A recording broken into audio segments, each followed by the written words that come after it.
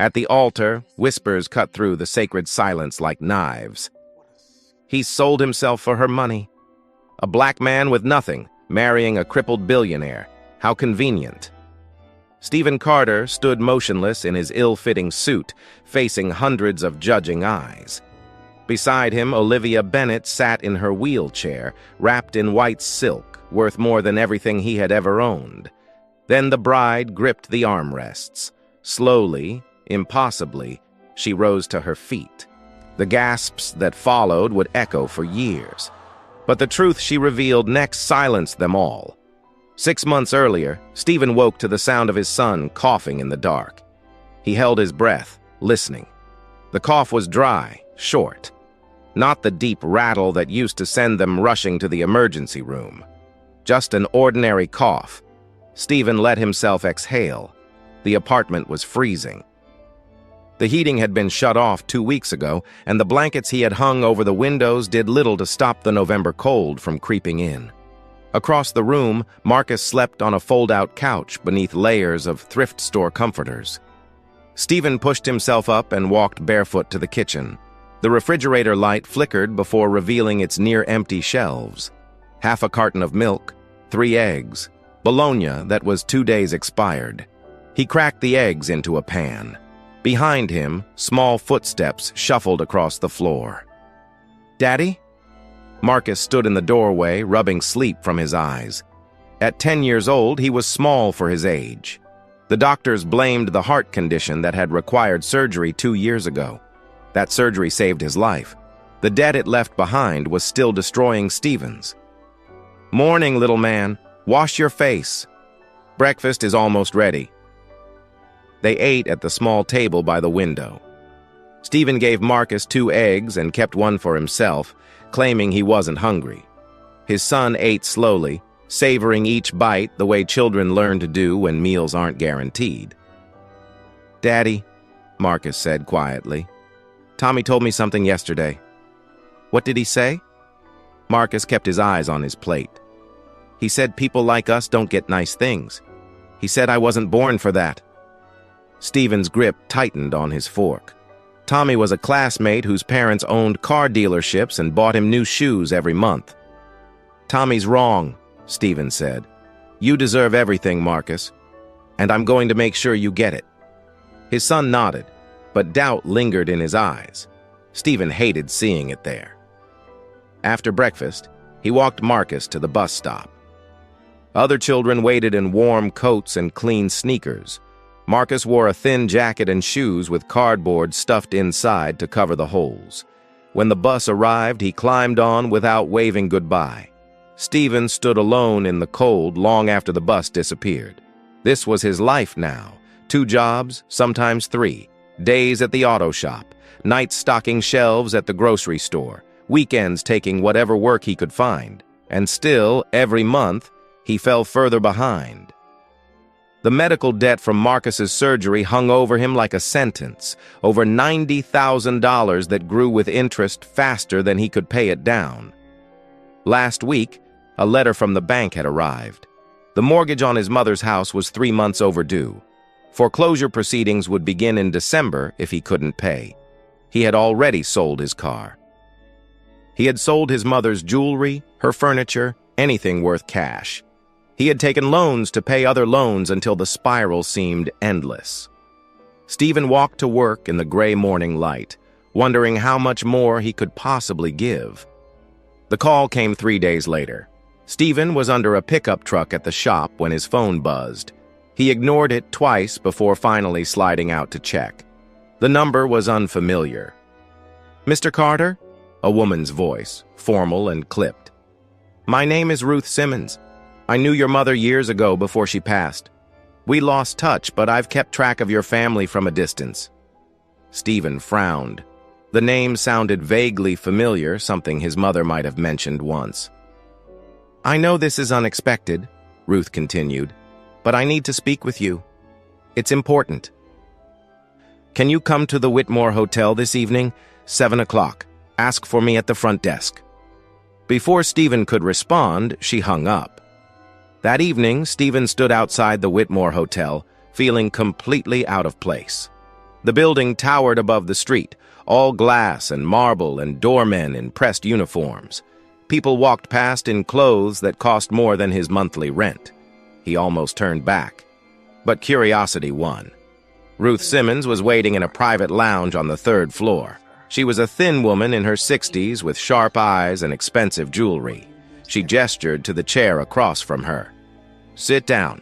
I'll be direct. I work for the Bennett family. I've been their head of household staff for over 20 years. Stephen sat, unsure where this was going. Cara Bennett, the family matriarch, has a daughter named Olivia. You may have heard of her. She inherited Bennett Industries after her husband died 3 years ago. Stephen shook his head. He didn't follow news about billionaires. Olivia was in the same accident that killed her husband, Ruth continued. She survived, but she's been in a wheelchair ever since. She's become reclusive, bitter. Her mother is concerned about her future, about the family legacy. Ruth leaned forward. Cara is looking for a suitable husband for Olivia. Someone stable, quiet, and willing to accept certain conditions. Someone who won't make waves. The implication settled over Stephen like a weight. You want me to marry her? I'm presenting you with an opportunity, Ruth said. The arrangement would be contractual. You would sign a prenuptial agreement. You would have no claim to her assets. But in exchange, your debts would be paid. Your son's medical care would be covered. You would never worry about money again. Stephen stared at her. Why me? Ruth's expression didn't change. Because you're desperate enough to say yes and decent enough to honor your word. Cara has rejected dozens of candidates. They were too ambitious, too greedy, too obvious. You're none of those things. I'm being chosen because I have nothing.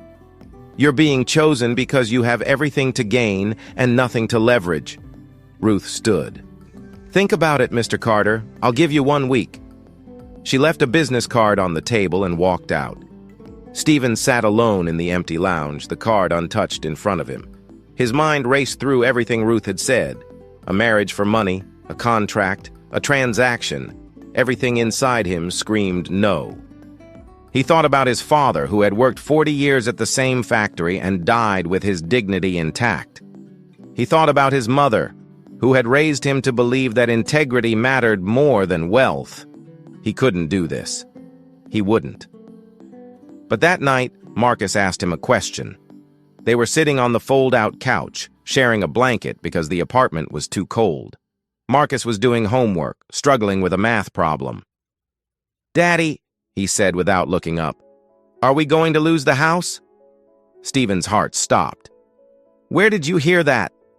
I heard you on the phone. You were talking about money. Marcus finally met his eyes. Are we going to be okay? Stephen wanted to lie. He wanted to promise that everything would be fine, that he had it all under control. But his son had learned to read his face too well. I'm working on it, he said. I'm going to figure something out. Marcus nodded slowly. Then he asked another question, quieter than the first. Is it my fault? Because of my surgery? The words hit Stephen like a physical blow. No, he said fiercely, pulling Marcus close. Don't ever think that. Your surgery saved your life. That's all that matters. Everything else, the money, the bills, that's not your burden, that's mine, okay? Marcus buried his face against Stephen's chest. I just don't want to be the reason you're sad.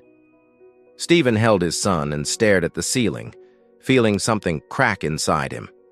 Later, after Marcus fell asleep, Stephen sat in the kitchen with Ruth's business card in his hand.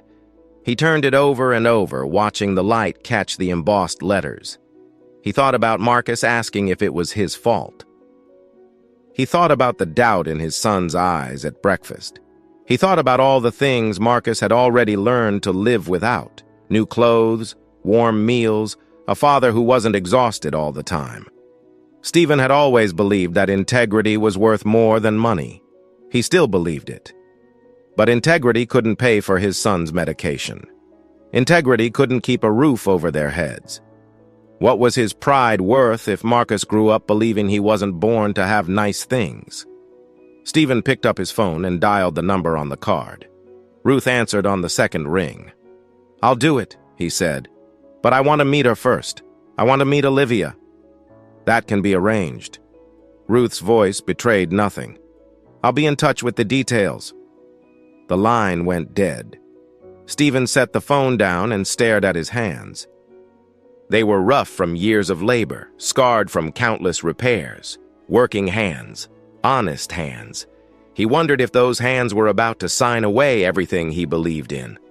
For Marcus, he told himself. This is for Marcus. But even as he thought it, a part of him knew that this choice would change him. That once he stepped through this door, there would be no stepping back. He just hoped the man who came out on the other side would still be someone his son could be proud of. The Bennett estate sat behind iron gates at the end of a long private road. Stephen had never seen a house this large. It wasn't a home. It was a monument, all stone columns and endless windows reflecting the winter sky. A driver had picked him up that morning in a black car that probably cost more than he would earn in 5 years. Stephen had sat in the back seat watching the city fall away, replaced by rolling hills and properties hidden behind walls and hedges. Now he stood at the front door, feeling smaller than he had ever felt in his life. Ruth appeared before he could knock. "You're on time." "Good. Come with me." She led him through a foyer larger than his entire apartment.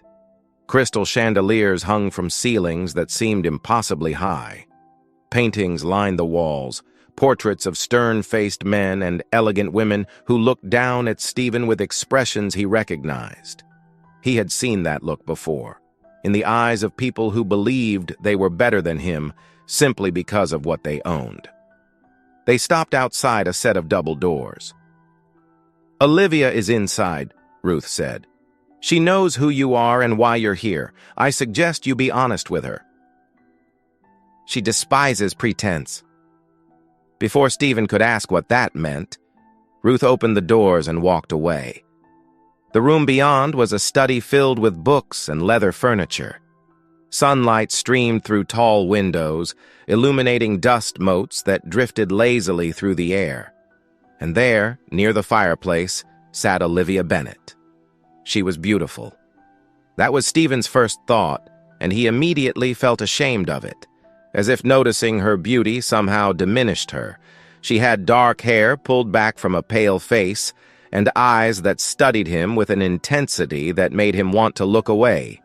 Her wheelchair was sleek and modern, nothing like the clunky hospital equipment Stephen had seen before. She sat perfectly still, her hands folded in her lap, watching him cross the room toward her. "So you're the one Ruth found," Olivia said. Her voice was cool, detached. "The desperate single father willing to marry a cripple for money." Stephen stopped walking. "Is that what you think I am?" "I don't know what you are yet. That's why you're here." She gestured to a chair across from her. "Sit." He sat. "My mother wants me married," Olivia continued.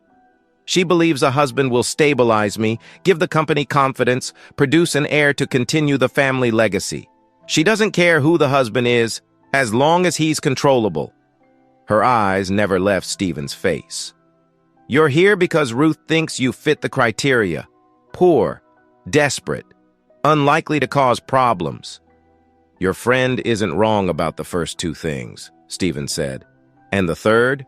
I'm not here to cause problems. I'm here because I have a son who deserves better than what I can give him." Something flickered in Olivia's expression. Not warmth, nothing that soft, but something shifted behind her eyes. "Tell me about your son." So Stephen told her. He talked about Marcus, about his illness, about the surgery that saved his life and the debt that followed. He talked about the foreclosure notice, the mounting bills, the way his son had started asking if everything was his fault. He didn't embellish or seek pity. He simply told the truth. When he finished, Olivia was quiet for a long moment. Most men who come here try to impress me, she said finally. They talk about their accomplishments, their ambitions, all the things they could offer me. You just told me how much you failed. I haven't failed my son, Stephen said. Not yet. That's the only thing that matters. Olivia studied him the way someone might study an unusual painting, trying to determine if it was genuine or a clever forgery. We'll see, she said. Ruth will show you out. 2 weeks later, Stephen signed the prenuptial agreement. The document was 47 pages long, filled with legal language he didn't fully understand. It stated clearly that he would have no claim to Olivia's assets, no ownership of property, no financial rights of any kind. In the event of divorce, he would leave with nothing. In exchange, his debts would be erased. Marcus would receive full medical coverage for life. A trust fund would be established for his son's education. Stephen signed every page without hesitation. The lawyers exchanged glances. Kara Bennett, who had insisted on being present, watched him with cold satisfaction. You didn't even read it, Kara observed.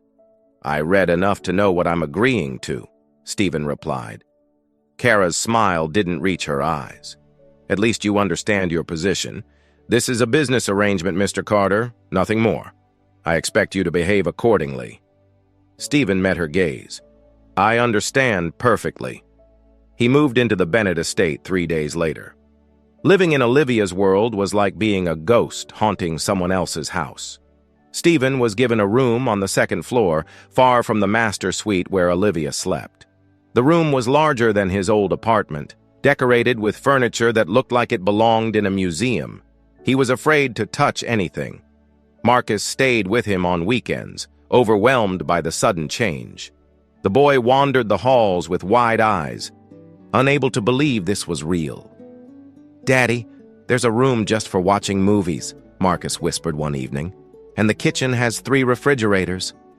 Stephen smiled, but inside he felt the wrongness of it all. This wasn't their life. They were visitors in someone else's fairy tale. The staff treated him politely but distantly. They knew what he was, a transaction, a convenience. They opened doors for him and called him Sir, while their eyes said something else entirely. Kara made her contempt clearer. She appeared at meals with pointed comments about Stephen's background, his lack of education, his unsuitability for their world. She never insulted him directly. She didn't need to. Every observation was delivered with a smile that made her meaning unmistakable. I understand you were a mechanic, she said one dinner, examining him over the rim of her wine glass. How interesting that must have been. Working with your hands. Stephen kept his voice even. Honest work. Of course, there's dignity in labor, they say. Kara's tone suggested she believed nothing of the sort. Through all of this, Olivia remained distant. They shared meals in silence. They passed each other in hallways without speaking. She spent most of her time in her study, attending to business matters that Stephen wasn't privy to. But sometimes he caught her watching him. When he helped a maid carry heavy boxes she was struggling with. When he thanked the kitchen staff by name for their work. When he sat with Marcus on the floor helping with homework like they used to in the old apartment. She watched, and she said nothing. The first time Olivia truly spoke to him was 3 weeks after he moved in. Stephen couldn't sleep. He had wandered downstairs sometime after midnight, hoping the movement would tire him out. The house was silent, all the staff long gone to bed. He found Olivia in the garden. She sat in her wheelchair beneath a canopy of stars, her face tilted toward the sky.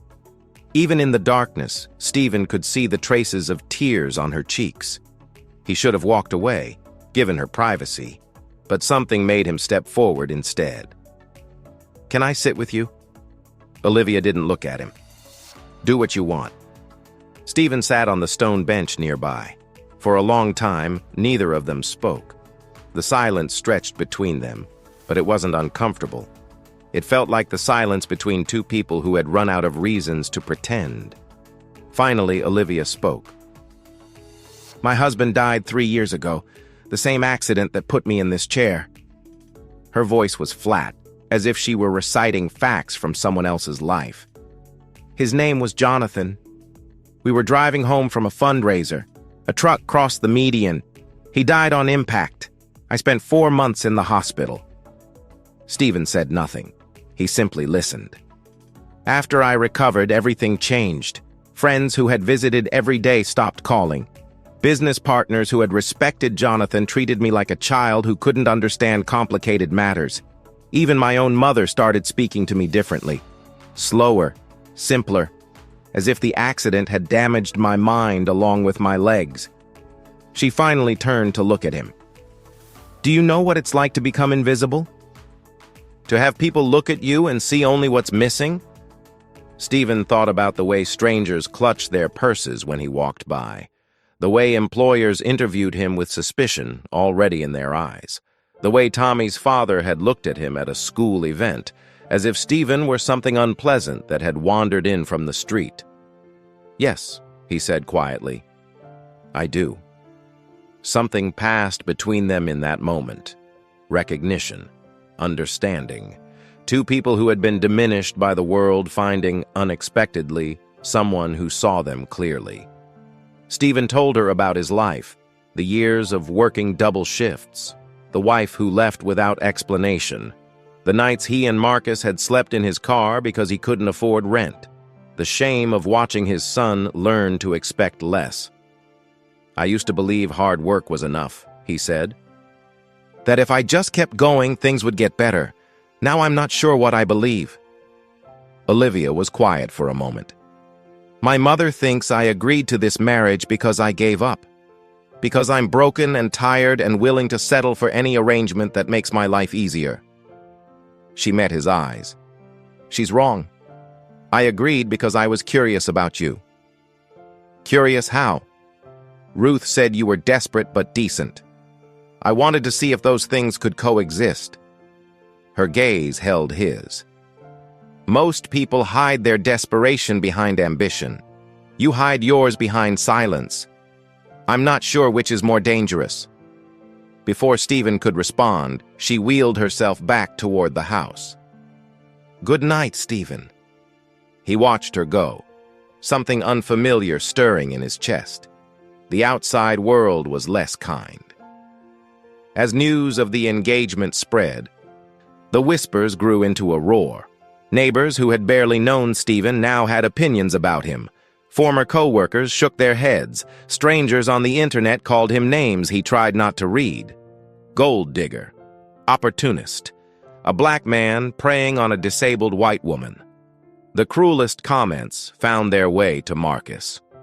One afternoon, Stephen picked up his son from school and found him waiting on the curb with red-rimmed eyes. What happened? Stephen asked, kneeling to meet Marcus at eye level. Marcus wouldn't look at him.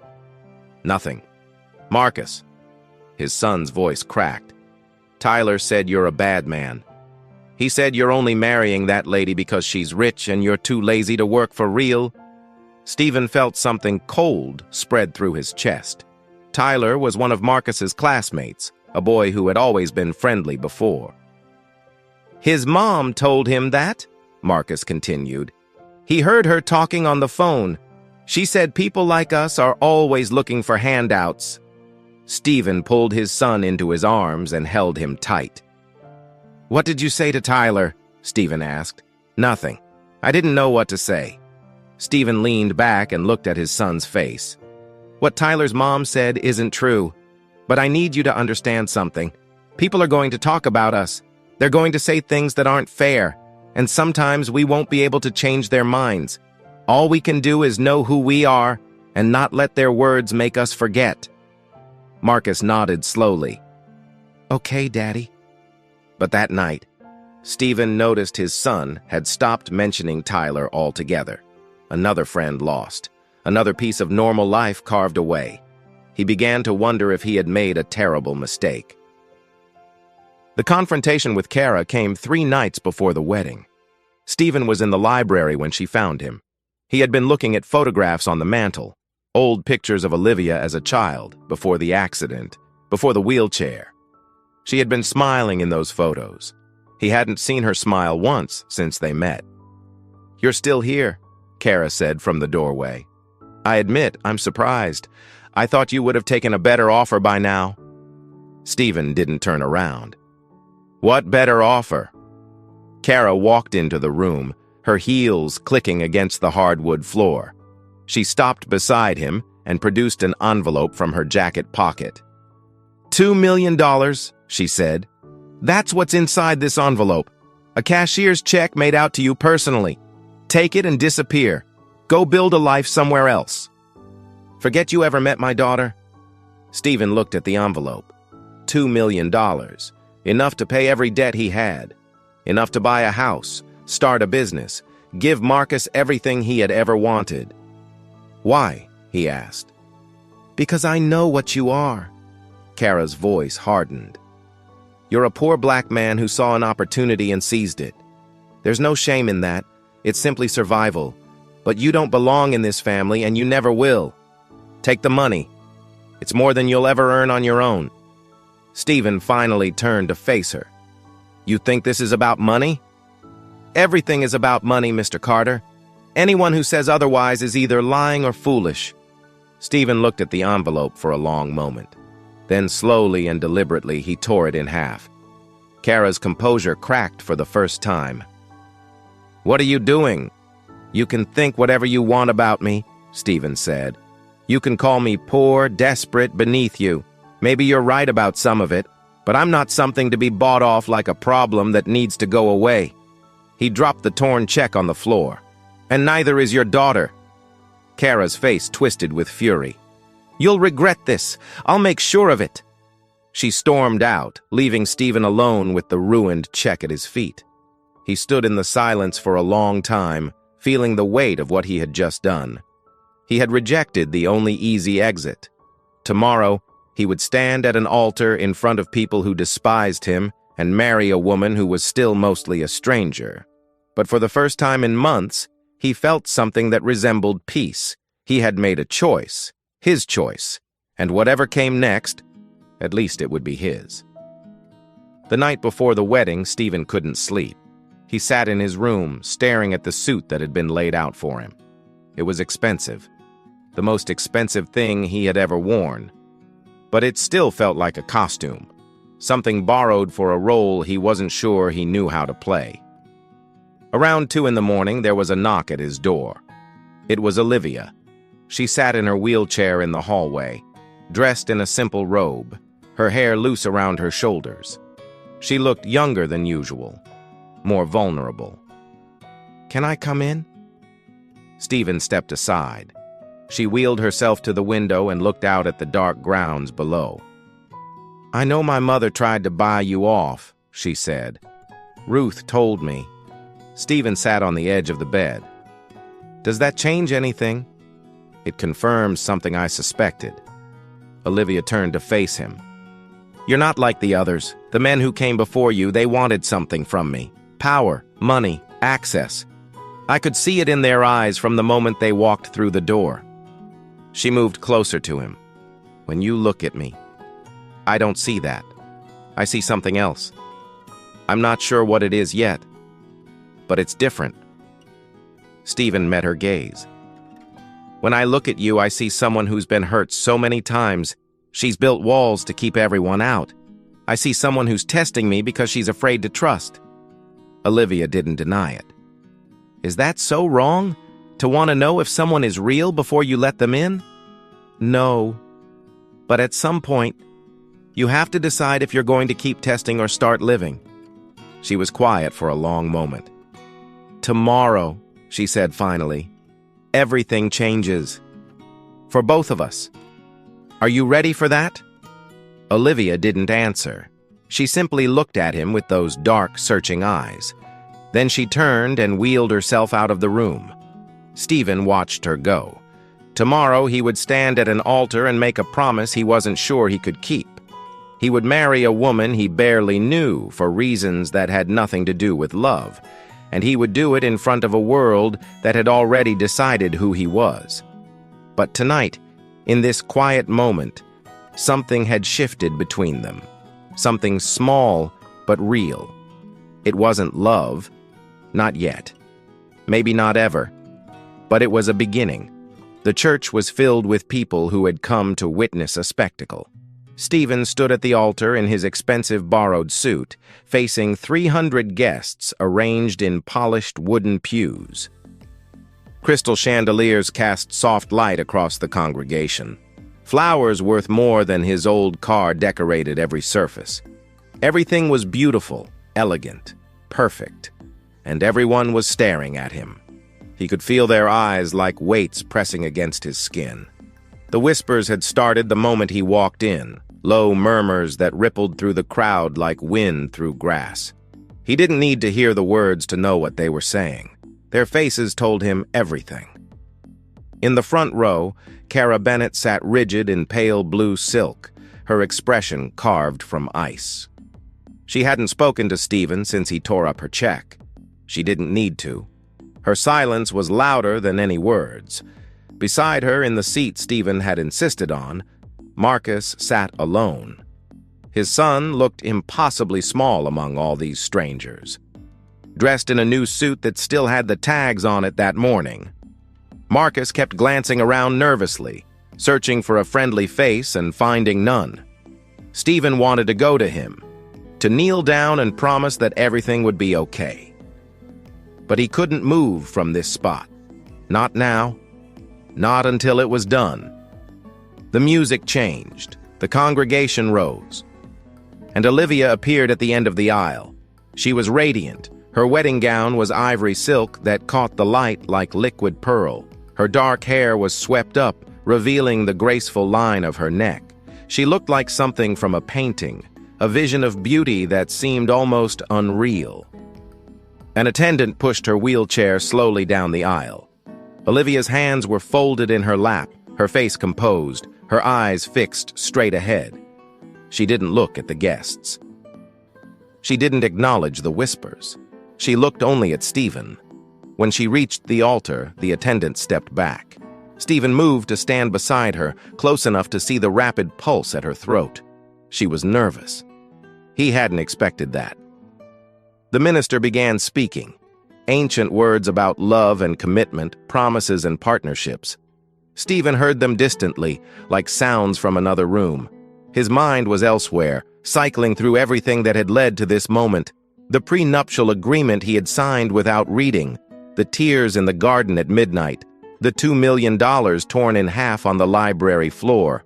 All of it had been leading here, to this altar, to this woman who was still mostly a mystery. The minister asked if anyone objected to the union. The silence that followed was thick with unspoken dissent. Stephen could feel it pressing against him from all sides. No one spoke, but everyone objected. Everyone except him and Olivia. Then came the vows. Stephen spoke his carefully, meaning every word even if the circumstances were unconventional.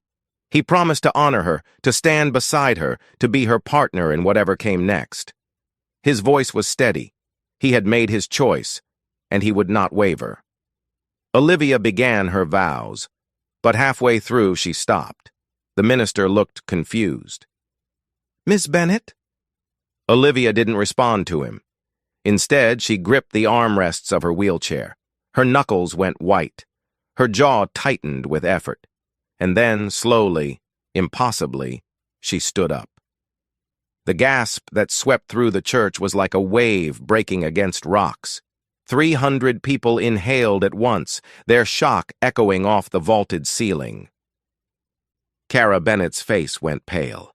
The minister stumbled backward. Olivia rose to her full height, her legs trembling but holding. She stood there at the altar, no longer the fragile woman in the wheelchair. She stood like someone who had been carrying a secret for too long and had finally decided to let it go. "I can walk," she said, her voice carrying through the stunned silence. "I've been able to walk for a year." The whispers erupted into chaos. Guests turned to each other in confusion. Cara gripped the pew in front of her as if she might faint. But Olivia wasn't finished. She took a step toward Stephen, then another. Her movements were careful, deliberate, like someone relearning how to trust their own body. She stopped directly in front of him, close enough that he could see the tears gathering in her eyes. "You deserve to know the truth," she said. "All of it." Stephen stood motionless, trying to process what he was seeing. The woman he had agreed to marry, the woman he had thought he understood, had been lying to him from the beginning. "The wheelchair hasn't been medically necessary for a year," Olivia continued. "After the accident, I spent 2 years in physical therapy. It was the hardest thing I've ever done. But I recovered. I can walk. I can run. I can do everything I could do before." Her voice cracked. "But I kept the wheelchair. I told myself it was protection. A way to see who people really were before I let them get close. If they thought I was helpless, I could watch how they treated me. I could separate the ones who wanted my money from the ones who saw me as a person." She turned to face the congregation. 300 faces stared back at her, frozen in various states of shock and confusion. "But look at all of you now," Olivia said, her voice hardening. "Look at what you've been doing for the past 6 months. You called this man a gold digger. You called him a predator. You said he was using a disabled woman for her fortune." She pointed at Stephen. "This man knew nothing about my ability to walk. He agreed to marry me believing I would be in that wheelchair for the rest of my life. He signed away every financial right. He rejected my mother's bribe of $2 million because he refused to be bought." Olivia's gaze swept across the crowd. "And what did you do? You judged him. You mocked him. You taught your children to mock his child because he was poor, because he was black. Because it was easier to believe he was a villain than to admit your own prejudice." The church had gone completely silent. No one moved. No one breathed. Olivia turned back to Stephen. "I used you as part of a test you never agreed to take. I let you suffer humiliation and judgment because I was too afraid to trust anyone. That was wrong, and I'm sorry." Stephen looked at her. His mind was still reeling, still trying to absorb everything she had revealed. She had lied to him, manipulated him, made him a pawn in her private game without his knowledge or consent. He should be angry. He had every right to be angry. But when he looked at her face, really looked, he saw something beneath the confession. He saw a woman who had been abandoned so many times that she had forgotten how to let anyone in. He saw someone who had built walls so high that she couldn't see past them anymore. He saw himself. "You lied to me," he said quietly. Olivia nodded. "Yes." "You made me part of something I didn't choose." "Yes." "And you let me face all of this without telling me why." "Yes." Her voice was barely above a whisper now. "I have no excuse. Only an explanation. I was scared. I've been scared for 3 years, and fear made me do something unforgivable." Stephen was silent for a long moment. The entire church waited, hanging on whatever he would say next. He thought about Marcus, sitting in the front row with frightened eyes. He thought about all the times his son had watched adults walk away, his mother, friends, neighbors who stopped calling after they heard the rumors. Marcus had learned too young that people leave. That trust is a risk most people aren't willing to take.